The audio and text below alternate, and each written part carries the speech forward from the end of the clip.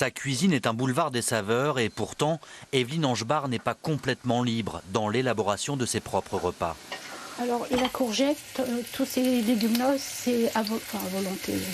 C'est de l'eau. Donc là, il n'y a aucun sucre dedans.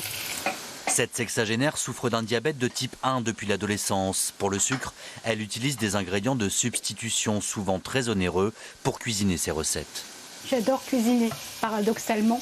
Même faire les gâteaux, j'adore. Par contre, passer à table, c'est plus compliqué.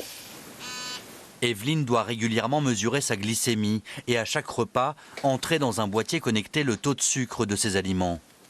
Moi, je vais entrer et la pompe va m'injecter l'insuline. Une surveillance de tous les instants, vitale, mais très contraignante. Il y a une charge mentale très importante chez un diabétique de type 1, parce qu'il faut tout gérer.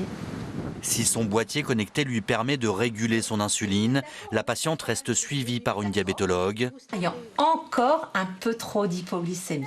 Et cette spécialiste salue les progrès technologiques dans la prise en charge de la maladie. L'impact sur le long terme, on va devoir attendre un certain temps pour voir si effectivement on a moins de patients, par exemple, qui ont des dialyses ou des choses comme ça. Pour l'instant, l'impact à long terme, parce que les complications, c'est 20-30 ans.